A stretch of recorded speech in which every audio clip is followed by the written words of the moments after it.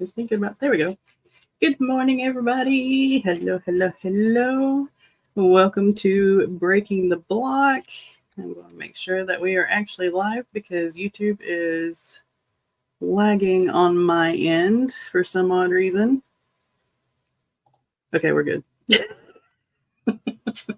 All right. So let me know how everybody is doing in the chat, and I will let my co-host introduce themselves before we get into today's topic. All right, Rach, if you want to go first, and then Skye. We're doing introductions? Oh my gosh.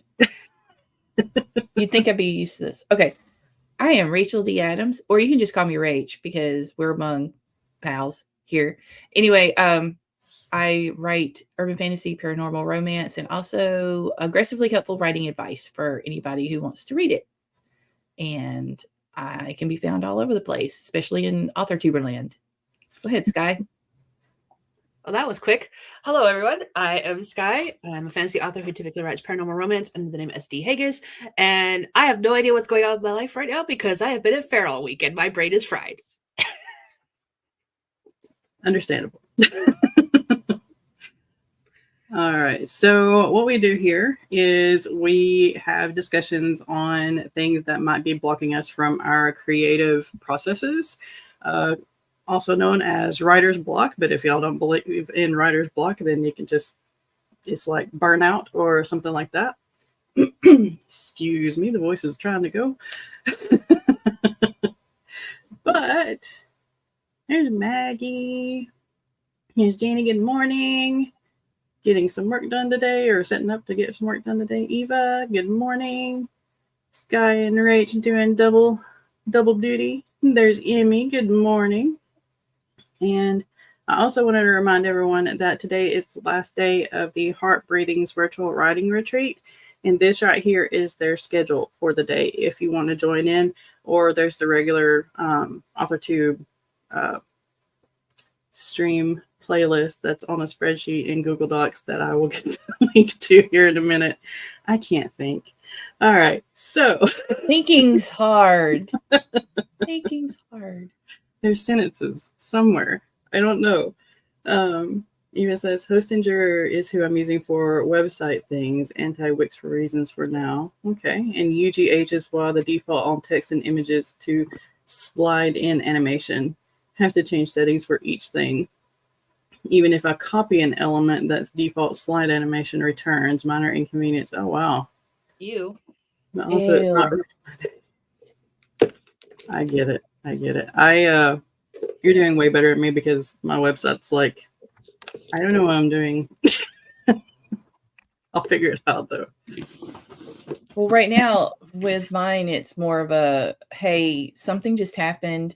Is there any way that we can manage transitioning to some sort of I don't know, serial situation or blog situation because of recent events, and so the Hubs is looking into that. I don't know if it may be cost prohibitive. That's it. It might be cost prohibitive, but we're going to look into it at least. Yeah. I know there was something, I think Sarah Cannon was looking into trying to add subscriptions to her website. So maybe once she gets that figured out, she'll have a video on it or something. But as far as I know, probably newsletters would be the way to go somehow. Yeah, I was looking at Substack because I've already got that one blog on there, and you can do multiples. Yeah. Okay. So that's the alternative, I think. Medium. I don't know. Medium and Substack are both more geared toward blog and nonfiction, but there are more options available when it comes to Substack than Medium. So that's where I was thinking about putting it. Yeah. I'm thinking about doing that as well. Well, honestly, I don't know, because I started researching other platforms, and they're terrible for Yeah. for the most part, and I still don't trust Wattpad. No. Yeah, We're all in So- the same boat basically at this point. Like, unfortunately. 800 for 2 years with Wix and subscriptions or an easy integration. That's no. Jenny Low Substack. It could have been an Etsy and Patreon, but I just couldn't get it going. Then I found out Wix is Israel based. Yeah. I Um, know that. yeah. Oh, thank you for that information. Same. Yeah, I for did not real. know that. I think right now I'm toying with, because I went on Namecheap and got my domain, and then I ported it over to, where am I at? A site. Yeah. Yeah, I like Namecheap. Yeah. It Anyway. costs more, but I really enjoy having WordPress.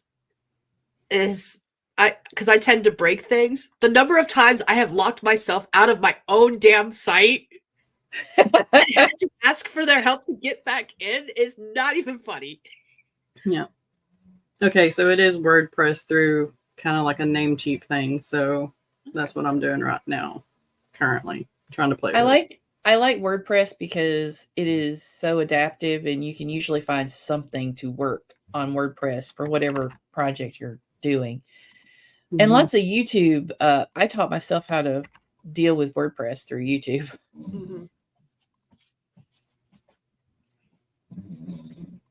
Didn't either until my payment declined and the invoice had to return Addy. Yeah. Okay. Hostinger integrates with WordPress. Okay. I'll look into that. It has a shop and email only real pull maybe to pay for it. Yeah. I think I'm still going to stick with Substack for like newslettery type things. Just because I've already got it set up and yeah. I don't know. It's having to rework everything. And because we're having to rework everything and rethink what we're going to do, my brain's like, oh, let's actually write. Let's not think about the tough stuff. Yeah. Yeah. I was just starting to get into subscription stuff and look into it some more, and then all the stuff went down, and I'm just like, you know what? Maybe I should have just stayed back for a little bit longer. Not even worried about it. Yeah. Now, I even made a pen name on Ream. We'll just go ahead and say it. So I could have 2 subscription things going on, and I hadn't even like advertised it or anything like that. I'd built it, but now it's like all that work for nothing. Yeah. Yeah, it short-circuited my brain. Actually, I'm like I don't know. It's just, if you're going into business, please be professional. That's all I'm asking. Yeah. Can y'all hear her snoring?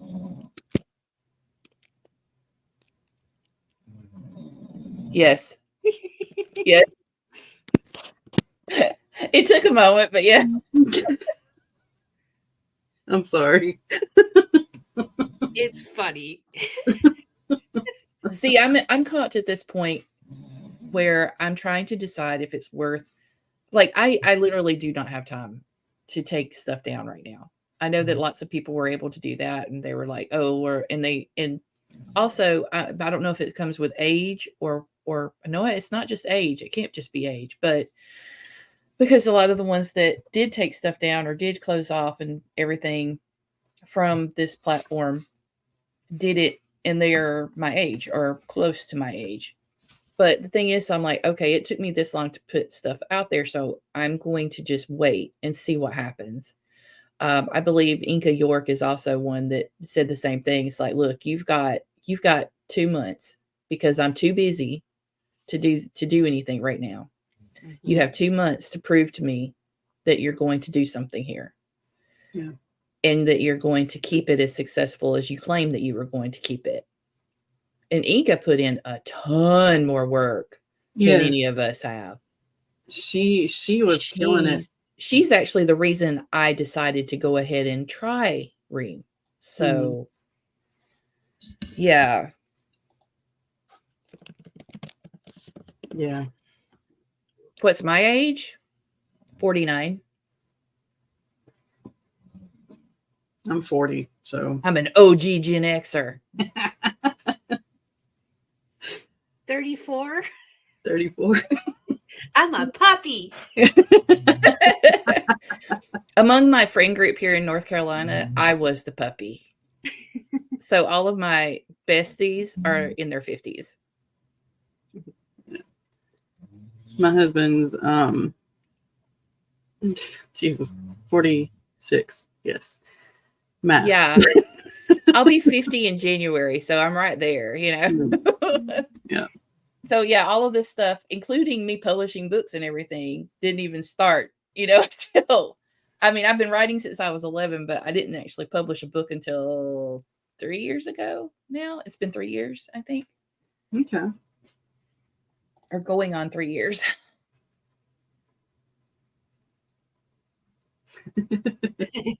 So yeah, when I saw everything going crazy and it Ream, I was just like, this is just beneath me at this point. Yeah. You know, I'm more of a, I'm going to pop my popcorn and see what happens sort of person. But I did let everybody that I care about know where I stand on it. Yeah. After I saw things and read things. So yeah, it's like, I don't know. Like when it first happened, I was like, okay, it's going to be okay. It's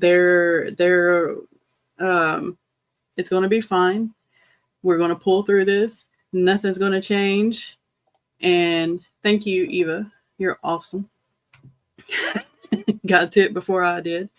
Eva and Skye with the band hammer. Yes. Thank you. But now it's almost like, I don't know. It's like watching high schoolers again. Mm. And even in the two discords, because I'm in the Scribbling Through the Summer Discord and Storytellers Rule the World Discord, I think it is. Yeah. Nothing's going on. Yeah, and it was like it was really, really something that I checked on every day. And there was usually some sort of information or sharing or, you know, some sort of activity. And then since this happened, it's been silent. And that bothers me because when you have very active developers in a group and you are used to that and everything gets handled in a very efficient way. And then all of a sudden they oust one person, whether that be, you know, fair or not fair, because we don't know everything that happened. But when that is the person that usually handled all of that, you've got to figure out something quick. And that has not been happening. Yeah. It's the business version of a block. There you go. Yes.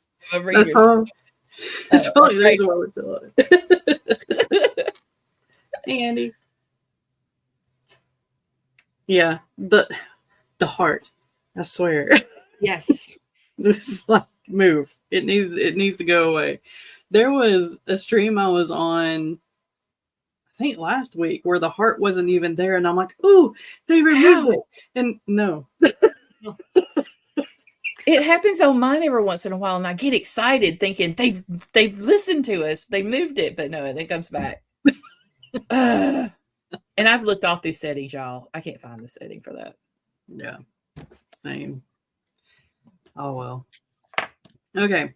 Does anybody have any other type of blocks other than the businessy block right now? We've covered website businessy block, and we've covered the changing of platforms businessy block. Which is why I don't know if you're going to get anything from me on Ream this weekend or not. I do have it pulled up, but I'm just like, my brain is like, really? I'm annoyed. So Yeah. I think it's wise to allow time for things to prove themselves. Drama happens and things evolve. People can't grow at the same rate as one another, and some people cannot handle success. Yes. True. Yeah. I just like the positive side of me is like, well, the person that's CEO now has a very successful business. Maybe they can work it out. Right. And then the other part of me is like, they'll work it for them. I also had to so this is what me and somebody else was talking about, was that they're also in their early 20s. So not to shame, because I know that I was mature for my age at that time. However, I've made mistakes too. You know, I remember being, you know, all straightforward and go, and not thinking about consequences sometimes. And that's why I'm like, well, let's see if they can pull it out and maybe learn from this mistake. Yeah. Because Ream does offer everything, not everything, but a lot of what I want in a platform. If they can just get it going again. Yeah. One person does not a successful business make. Yeah. Yeah. That's why indie authors get burned out. They're told to ask for help, but who has time to help? We run ourselves raw. Exactly. Yeah. Yes, agreed. And I think that's the reason why it hurt so bad too, because Ream was almost where you could go and you could get the help, because they were going to help you with marketing. They were going to help you with setting things up to where your subscription side of the business was going to be so easy to handle and run and update. And then it's like, maybe not.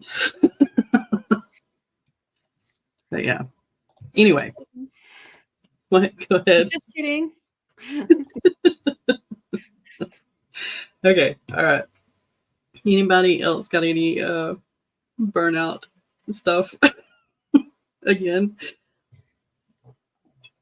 Mine has been just because it's July, so I took on extra stuff, and so I find myself in the middle, actually past the middle of the month, and I haven't actually done anything. Like, I haven't completed anything, so my brain is having trouble accepting that.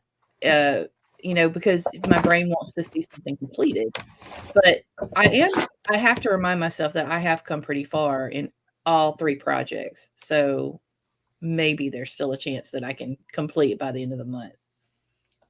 Yeah. I believe in you. I mean, you're good. You're good. You got this. I've got the opposite problem this week, because the fact that I took a hiatus and I went to fair, and all I've been thinking about is fair. I was at the dance concert last night waiting for the fireworks to start, and all of a sudden I had a whole bunch of ideas in my head. I was like, no! That's just like the muse to go, you're in the place where you absolutely cannot just sit down and write anything down. I wrote lots of notes on my phone waiting for the fireworks. Why would you do that to me? My brain. You're walking around writing all this stuff, and they're like, wow, that person likes the fair so much that they're like taking notes on the fair. Nope. This is my next 15-book series with 100,000 pages per book. Blah. Yep. Exactly. All right, Miss Maggie, do you want to introduce yourself real quick, and then we'll jump right back in? You can hear the dogs are going. The neighbor was just here. Hello, lovelies. Mama Maggie Ward, independent author and stroke survivor with migraines. That I'm on a new medication now. Again, another new medication. And this one, the side effect is no sleep for you. which is fine because I've got a lot of editing to do. I'm editing my stuff. I'm editing a friend's stuff. I'm got some arc reads that I need to get into, and so Camp Nano. Woohoo! Nice. All of these are the book that I did for my friend. So I've got 43 hours in on this one book. Yeah. But that's what you do. You know, I'm tracking sprints for Nano, so yeah, that's where I am. Nice. I hope you can at least get some type of rest so you don't drive yourself crazy. After this, I think I might like lay on the TV and like put the Weather Channel on it or something and see if I can just, you know, do the nod thing. Yeah. The nod thing feels so good when it happens. It does. Let's see. Amy says novels and some projects are very slow burn and it can be hard to, and that's why I draw or read a book to feel a little achievement. Doing dishes can be a little achievement. Yep, exactly. Like I cleaned the house the other day and I was like, hey, I did stuff. So, you know, and I think it's kind of something that for me, because of the way I was raised and all that kind of fun stuff is like, I have to at least be productive for part of the day or else I don't feel like I've done anything right. Yeah. So, but that's just my goofiness.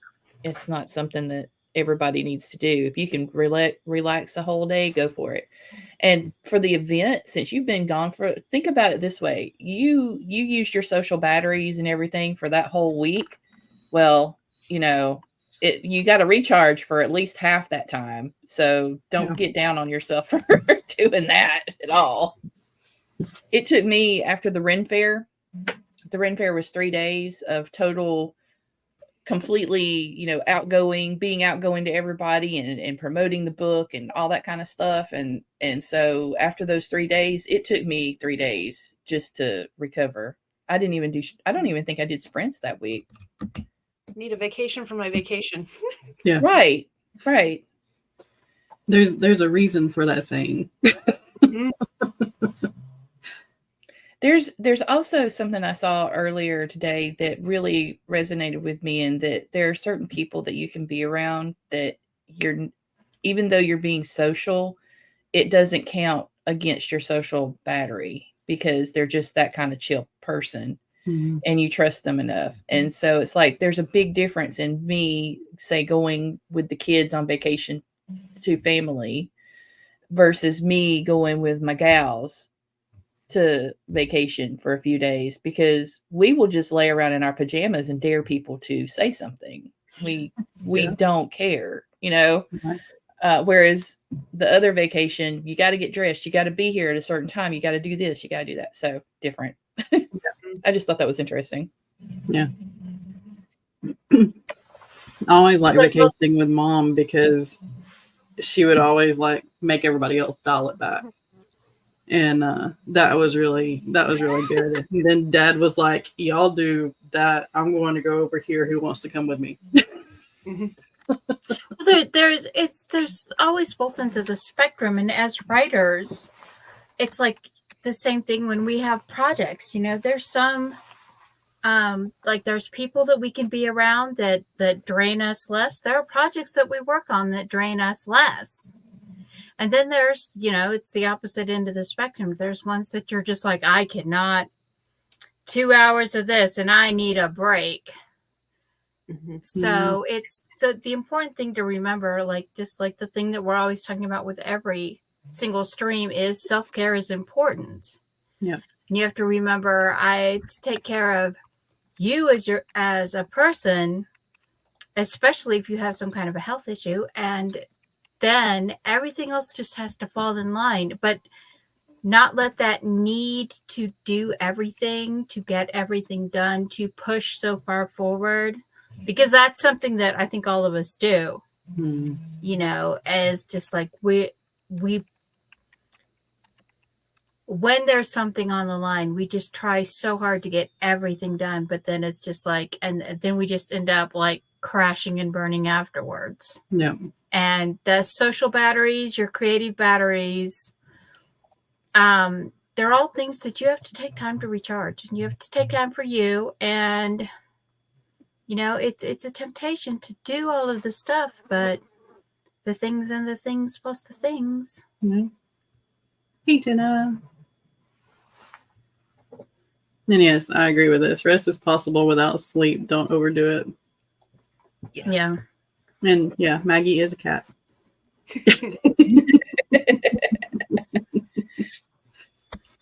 Uh, Yeah. And speaking of batteries, Emmy's at like 40%. Jeannie's at 25%. I think I'm around 70-ish, just because Sundays tend to be my restart days.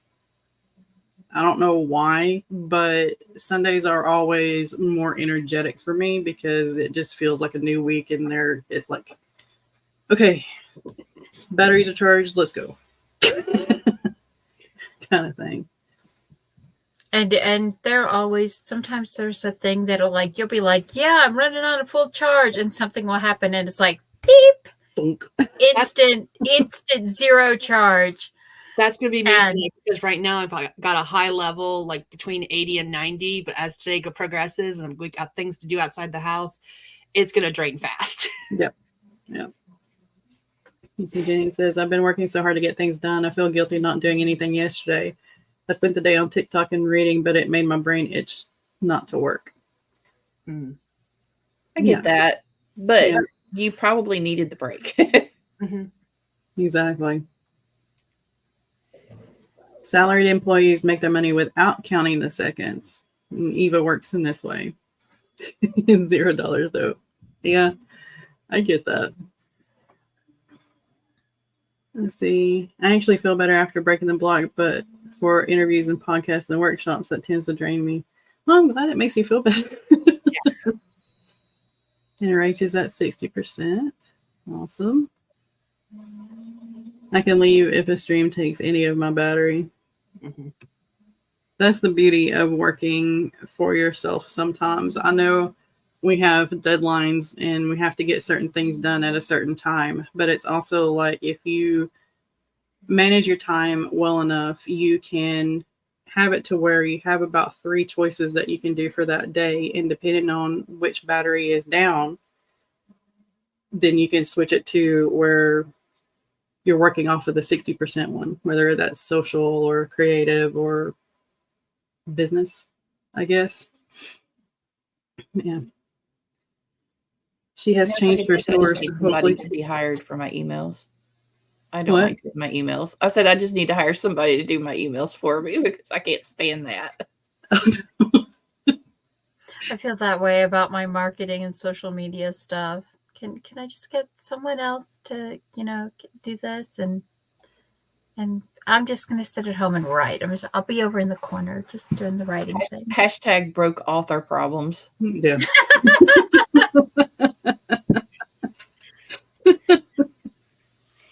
I did hire someone to do my newsletter for me, since I only send it out once a month, and I'm just like, it's so much nicer.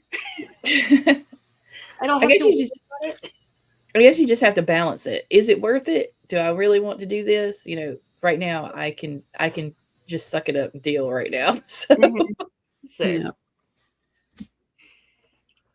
I think that's also where learning yourself can come in, because the things that you hate, you need to do on like a high battery day, and the things that you love, you can kind of do on a low battery day.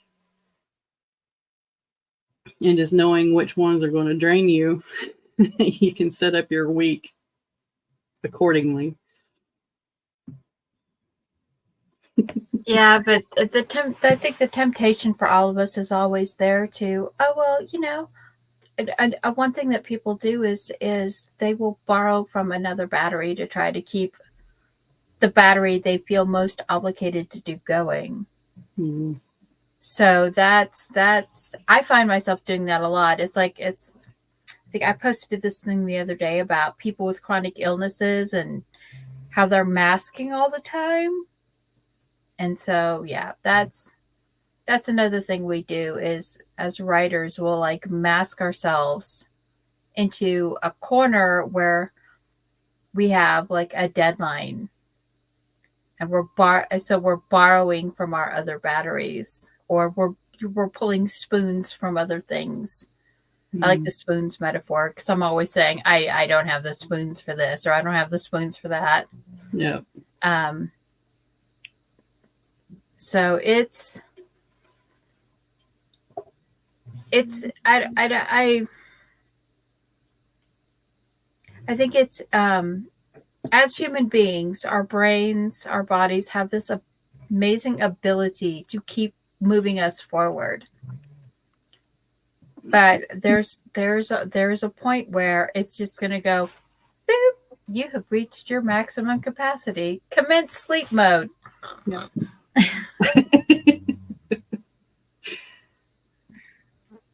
Oh yeah, calling us out. Yes, Eva, we are.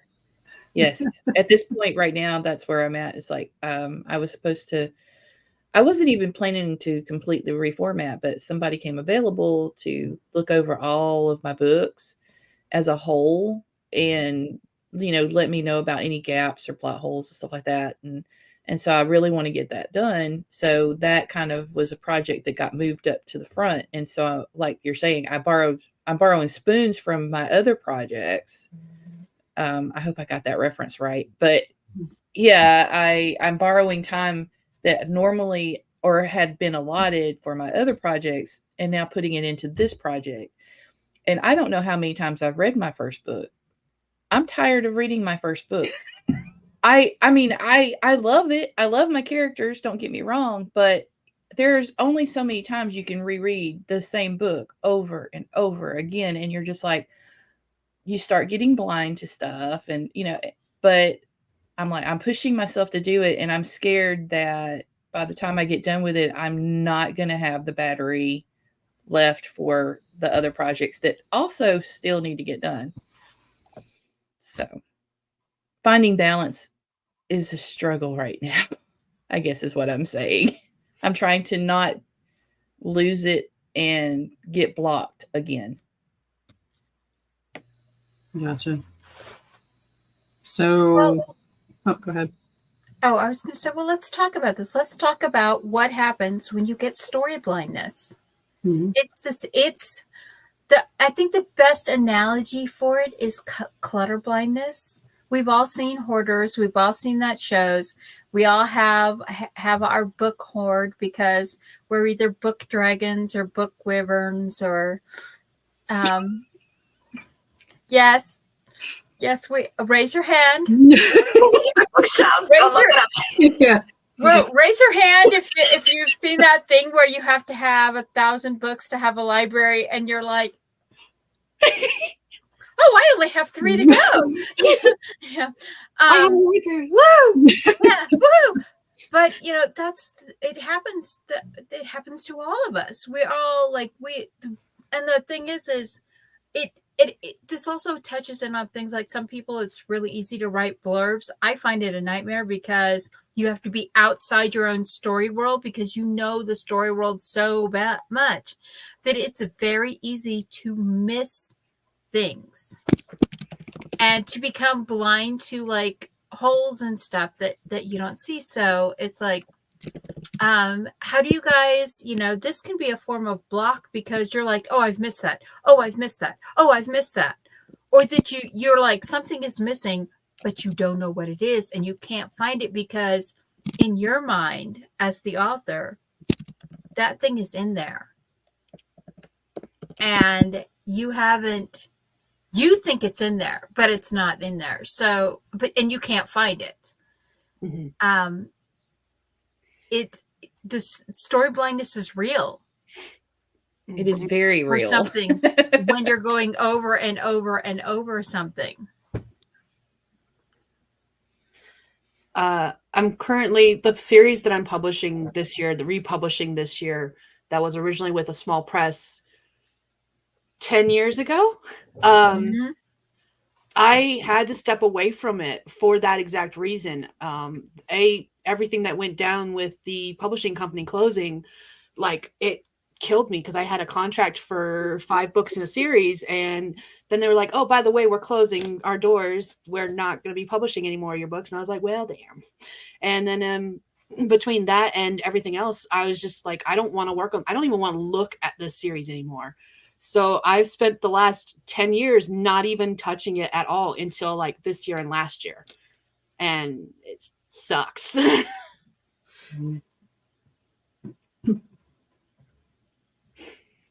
And I got that way with I'm No Hero. Even though y'all have only seen the first book, it took me 10 rereads on it to try to get it down from the 260,000 words that it originally was to where it is now, and to pull whatever I needed to go into book 2 and then to cut it down as well. And I haven't even touched book 3 because I've reread book 1 and book 2.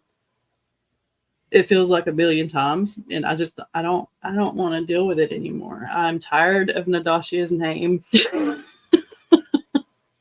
I'm tired of seeing them in my brain. So yeah, I get it. It's almost like you need 2 of you.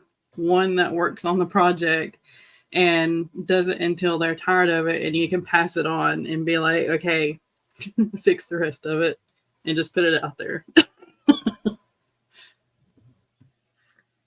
Yeah, Relic of Time War does that to me. There's times when I'm like, I do not want to edit another one of these books. And I've still got like, let's see, I've got book 10, 11, 12, 13, 14 left to edit. And it's just like, oh, I know how the story ends. I know who's dying. I can't write in anyone else's death. I just think, but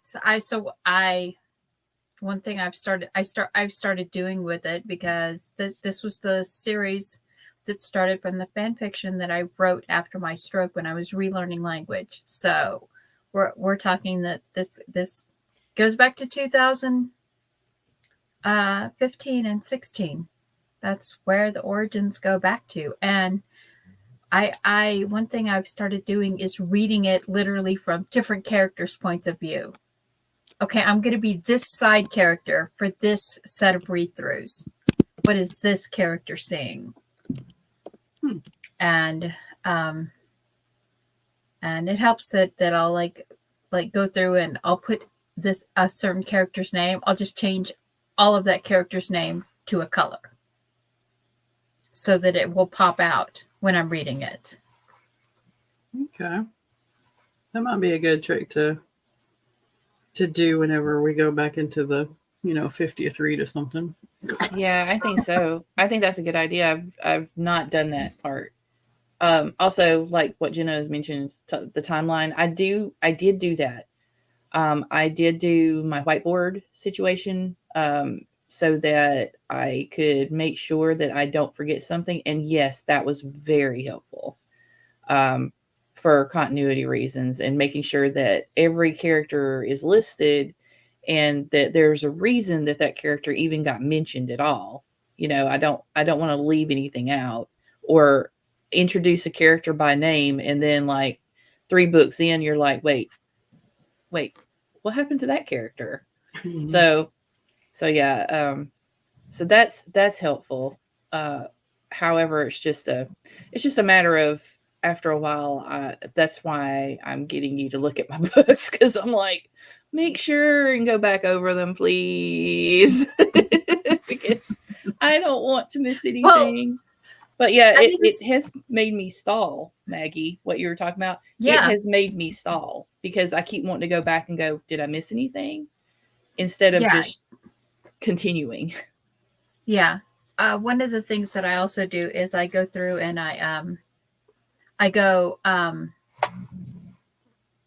I'll write down the events of the chapters backwards. I'll go from the last chapter in the book to the first chapter in the book. And doing the chapters out of order like that helps me check the chronology of the events, but it also helps me make sure I don't have pop-up characters, that I have characters that have actually been participating in the story here and there before before this event. And so, yeah, it's really easy, I think, as authors, because we have the characters in our minds. We have the worlds in our minds. And everyone's like, oh, don't be info dumpy. Don't give too much world building stuff. Don't give too much character-y stuff. Yes, but the problem is you still have to give some of it. Mm-hmm. And just because you know this in your mind, your reader doesn't know this. And so it's a really fine line to tread of knowing when something is missing and knowing when something is overdone. So, it's like having a cake in the oven. How much you put in it, how long you leave it in the oven, that's all dependent on what kind of a cake you're making. Yeah. Yeah. Journals help. Journals help a lot. So I have one of these that is not only I'm No Hero Book 1, but another one has half of it is the outline for I'm No Hero Book 1 and what scenes I took out and the characters that I took out and put into, like, I melded a character in with Blairy's character, who is the Jolly Priest. So yeah, it's it can, journals are awesome. If you have Notion or something like that and you actually work with Notion is awesome. So is Campfire. I read an article of somebody using Campfire for their fantasy series, and I think their series was 10 books, and how they had to pull one of the characters because their editor said that there was too many characters in a fantasy epic. And yeah, I'm giving you side eye right there, or giving the editor side eye. Yeah. Fantasy. And and they put that character into like two other characters, so it still had like some of the lines and everything and some of the interactions, and I'm like, why? But they said that Campfire helped with that somehow.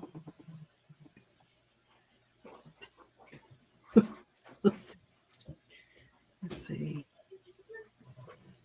That would be a struggle for me. I have a huge cast for all of my books. I always end up with so many characters.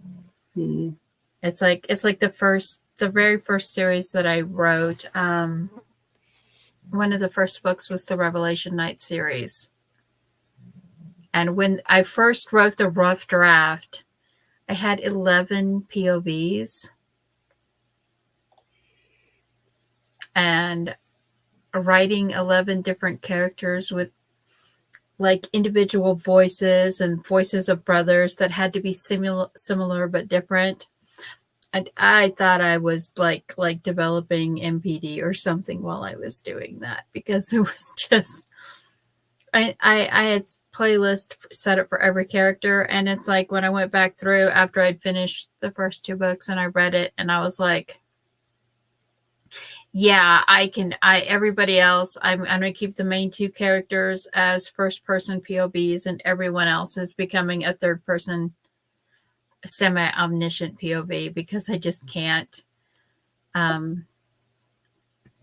It was, even though I had the headings at the beginning of the chapters of each character that it was just, there were so many characters.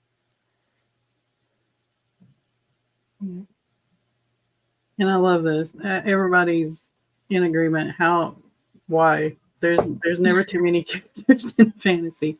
But according to the art, now I read this like 3 years ago, I guess, whenever I was first going researching Campfire, and from what I remember, they had their fellowship, and it was 10 characters, and it was the 11th character that they erased and put into 2 of the other 10. So apparently their editor wanted a round number or something. I don't know, but yeah. My brain was like, add 2 more, make it 13, add 2 Right. more. More characters. Characters are like chocolate chips. You can never have enough. Just sprinkle more in. Yeah. Because like if it had been me, I would have probably added the 2 characters to make it the 13th and gave it back to the editor like screw you and found me a new editor.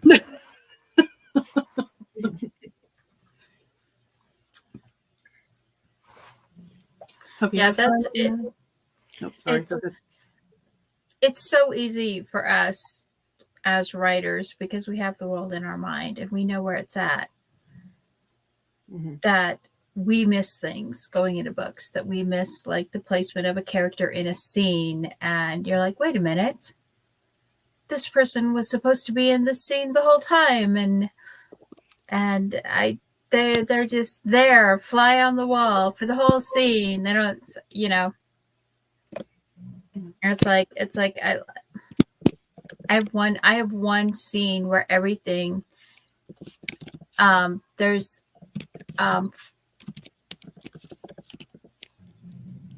2 of the secondary characters, a main character, and one of the tertiary characters. So the only ones that aren't in this group meeting, and everyone is talking back and forth and everything. And the whole half chapter that this one scene is just little vignettes of little groups of people talking and trying to figure this problem out that affects literally everyone. But they're all talking about it together, and there's one place where there's just these 2 guys, these twin brothers that are leaning against the wall, a wall, and like on the side, and they're like off to talking to themselves, but they're not really talking in the group and stuff. So it's, you know, in your mind, you know, everybody's there, you know, everybody's at this big meeting. Mm-hmm. So how do you get them all in? And when you think about it, basically your whole book is this: how do you get everybody in? Because you know all the places they're supposed to be, or that they need to be for the story and the plot to work. But are they really there? Yeah. And that's why the going backwards thing, doing a quick summary of each chapter and where characters are, going backwards through the book, helps you make sure that they're actually there. Yeah. I started using Aeon Timeline after seeing Kate Kavanaugh using it. And what I do is after I've written a couple of different drafts, I go back through and reread it without like touching any editing stuff, and use Aeon Timeline to kind of keep track of what's happening. Because I was finding myself having too many events happening with the same characters at the same time on the same day. And I'm like, they can't be in 4 places at once, guys. Come on, we got to think about this. I had that mistake too. I had a character out with the fleet and then a character on one of the colony planets at the same time. And I was like, oh, yeah, I'm going to have to, this person has to move. And then forgot to include, sorry, I just saw what Jace wrote. I was like, oops. Whoopsie. Oh no.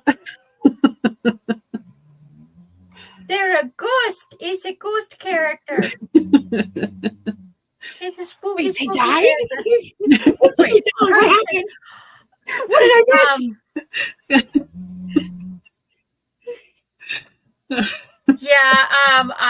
miss? I'm really resisting like giving a 2-star review for a book series that I read, that I got the series and I read it, and the main characters had this like boyfriend fiance since the first book, and it's like 10 books in, you're like, okay, here's the last book, we're gonna have this wedding, and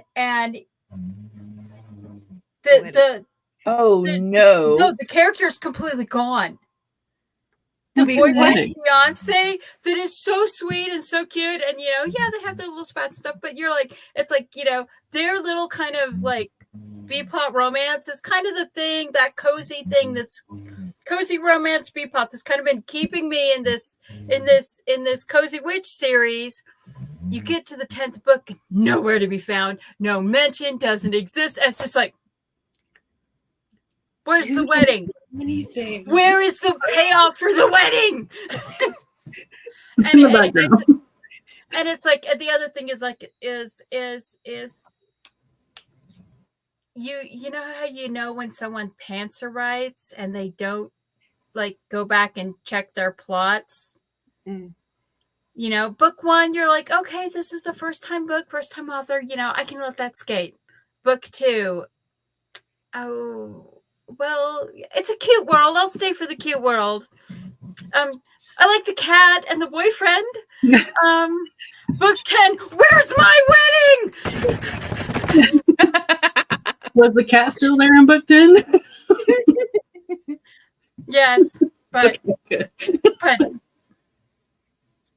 I will give a lot of leeway for kitchen witches. I will give a lot of leeway for cozy kitchen witches, but yeah. My complaint would be similar to that, but there was a series that I was reading, and there was a love interest introduced in the second, I think it was the second novel, and it was really it was like, oh, that's so you've kind of invested in all the characters the first novel, then the second one of them turns out to be a possible love interest, and then you go through 3 more books, and then all of a sudden at the end these two decide to get married, and you're like, but wait, so you had a love interest in the second book, but there was no love or anything mentioned. Pretty much it was all battle and plot, otherwise no romance really. You guys are buddies at this point as far as I'm concerned, and then all of a sudden, boom, wedding, and I'm like, wait, my brain just exploded. What? How do we get to the wedding? All I could think about with something like that is they went up to them and said, "You're mine now. We're getting married." We must get married for the good of the kingdom.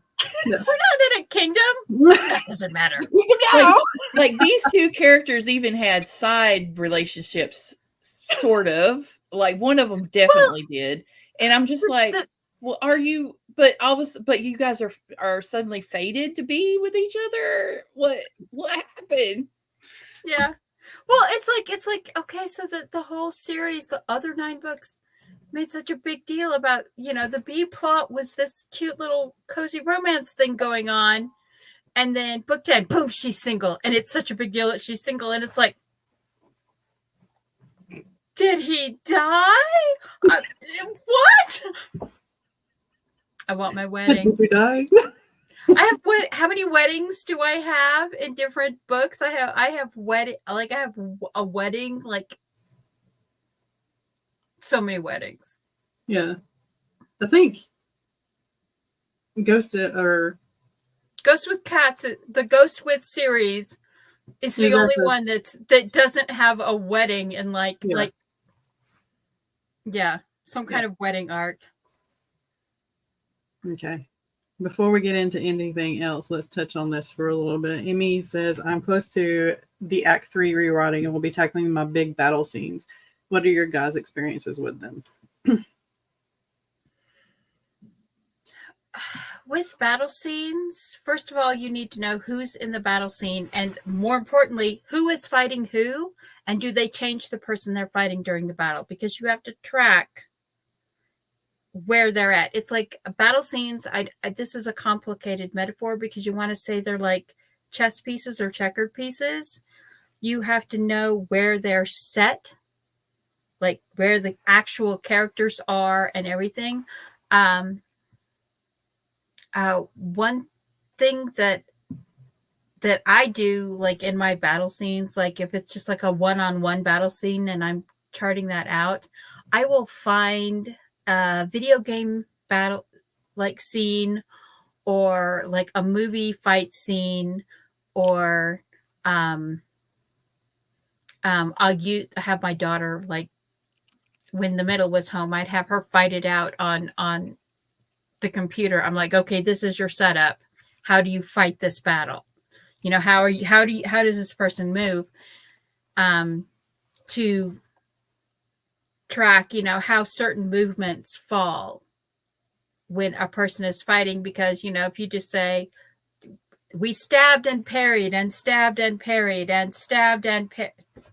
Okay, so you're poking at each other and you're blocking. What else? What else did you do? We stabbed and parried. Yeah. And did you move forward? Did you move back? Did you trip over something and have to like roll back up to your feet before you got murderized? You know, where are the people dead? Did someone have this shock of like watching the person next to them like die, and then suddenly they were facing two people? Or, you know, it's their what was that movie I watched? 1917. It was the movie about World War One, where the entire shot, they literally, the whole movie is like the cinematography blows your mind, because the entire movie is like one long shot. It's like you're just following this one guy and you're watching these things happen around him. Yeah, pretty much. If you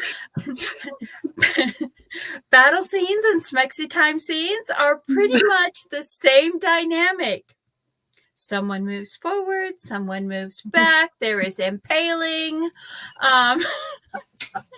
That's great. I'm just like, what? I'm gonna have to quote that. Are you the impaler or impaling? Which of your characters is the impaler? Which of your characters is the impalee? These are things you have to know when you're writing a battle. And then there's the fluids. Just keep track of the fluids. Oh my god! I'm sorry, I've been awake for 25 hours.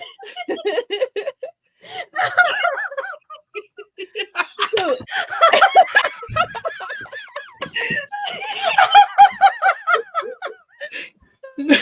we're all giggly now. Oh gosh. No. I went back to where she said D&D map. Exactly. Emmy, a can of worms is a different genre.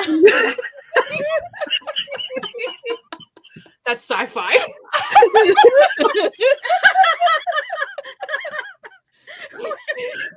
love you, Emmy. Oh my god. Oh man, I'm crying now.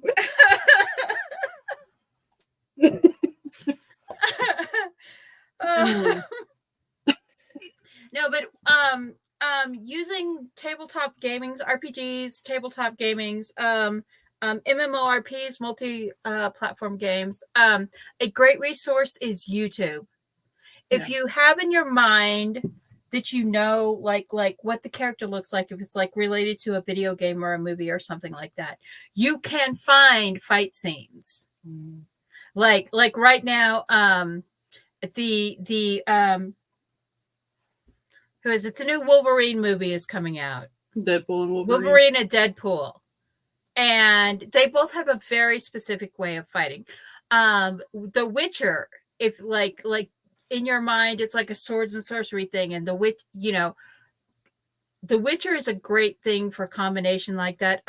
What is it? Black Desert is another one. And if you have like over the top characters, like they can fly through the air and stuff like that, a lot of Korean or Chinese or Japanese dramas are really good at battle scenes like that.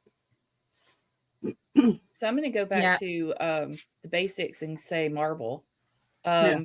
I have a character named Largos is from the well, pretty much his clan is from Central America, the Gulf, and so he has a mixture of martial arts from that area.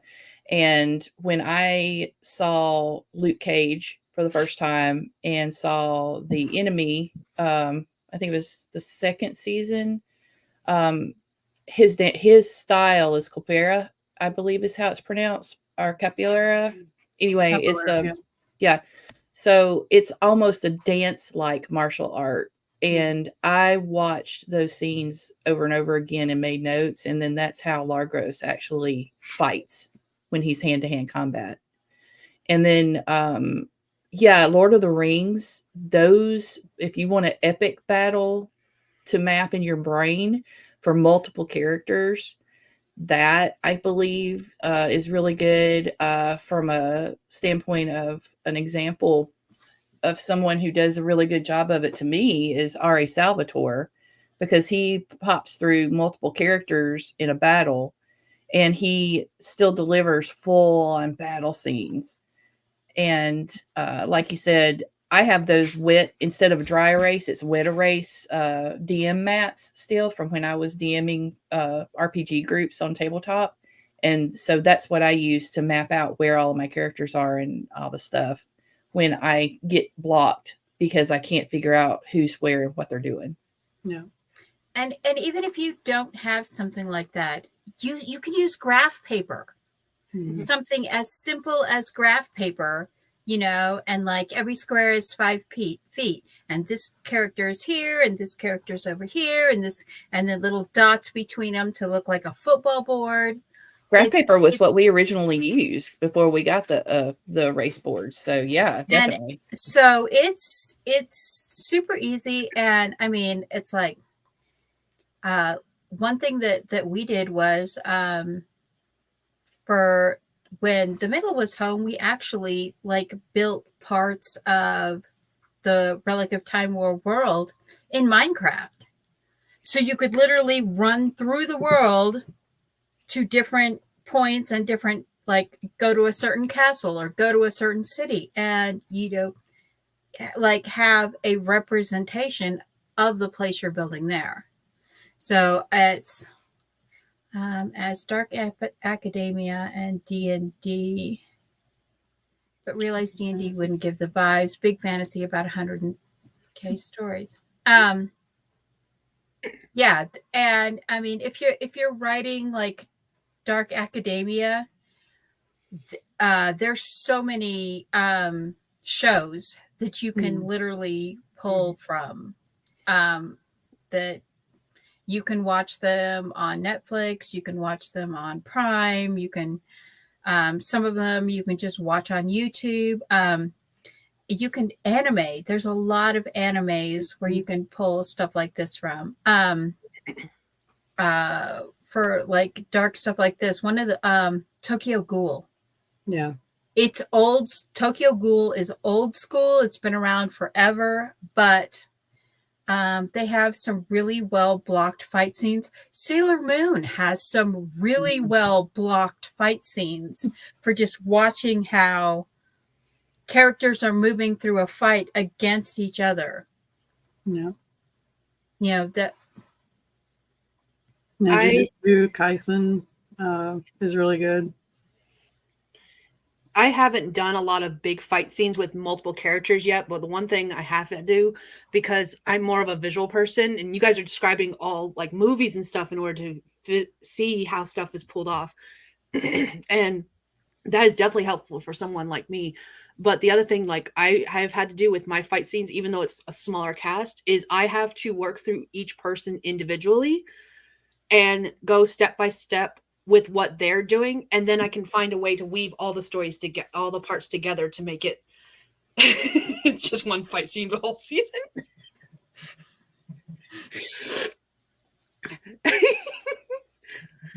It's not wrong.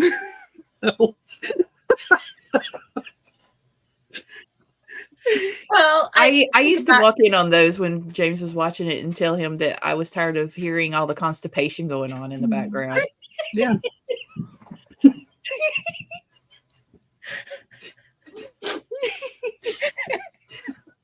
Those guys did need some fiber cookies. I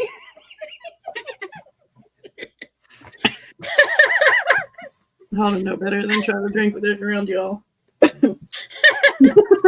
It's time for coughs. Well, it's like, okay, so my husband is a huge Arrow fan. Mhm. The show Arrow. Yeah. And that was on for like 10 seasons. I think it was like 10 seasons, 12 seasons. The Arrow and Flash and those WG WG and all them.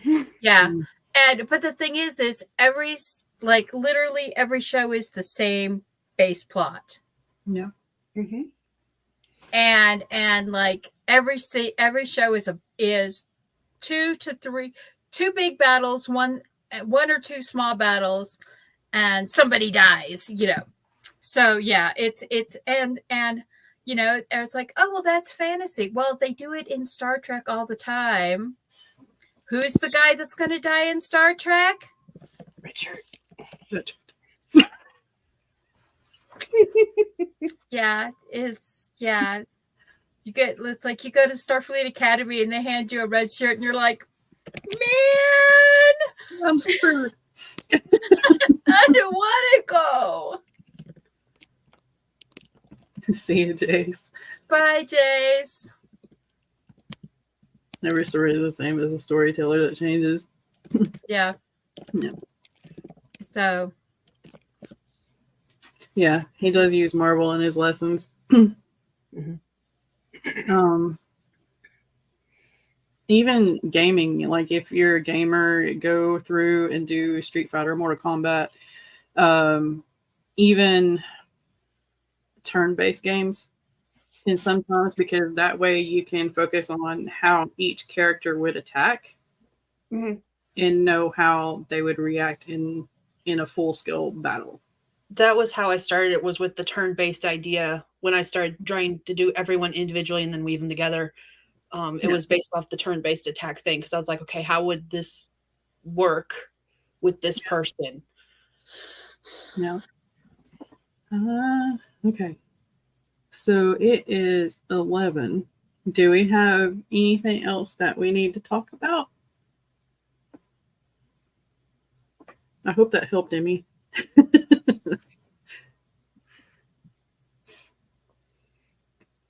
Yeah. No, you guys helped me. I've gotten my notes taken and everything. I'm gonna have to go back and rewatch and take more notes too. I'm so sorry I missed the first like 15 minutes my neighbor was here and I was like, I have a thing, I have to go. Yeah, it's perfectly fine. And I was kind of hoping that you had fallen asleep finally, but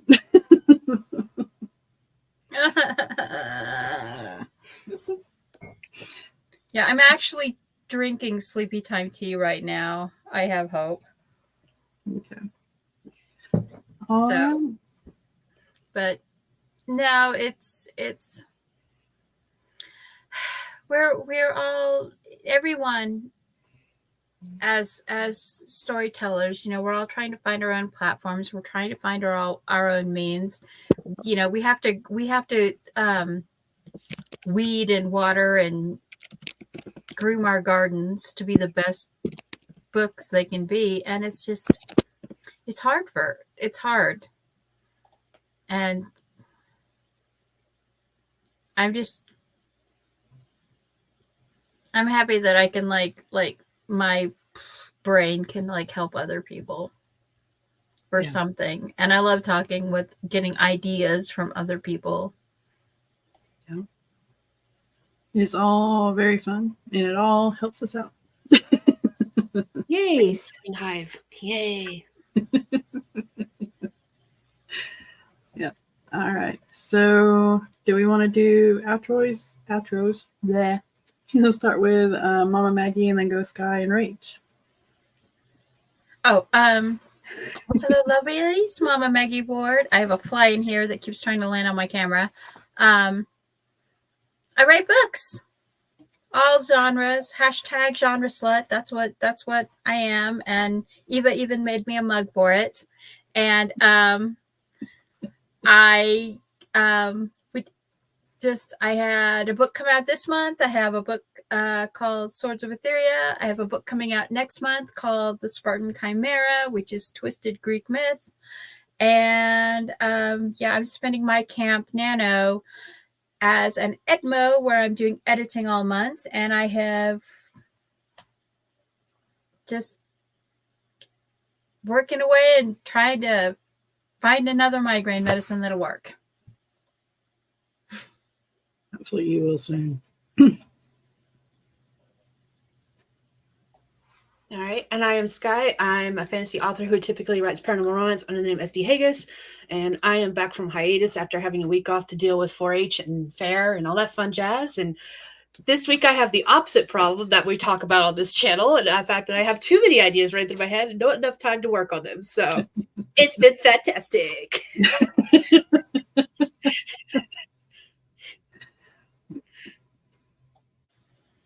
I'm Rach, or Rachel D. Adams, who is co-author to 2 series and going to continue to be an author to who knows how many more. I also run a author's help blog called Aggressively Helpful Writing Advice, and I hang out on AuthorTube all the time, so you see me there in all kinds of sprints. Right now, I am trying to finish book 3 while also redoing a reader magnet and reformatting books 1 and 2.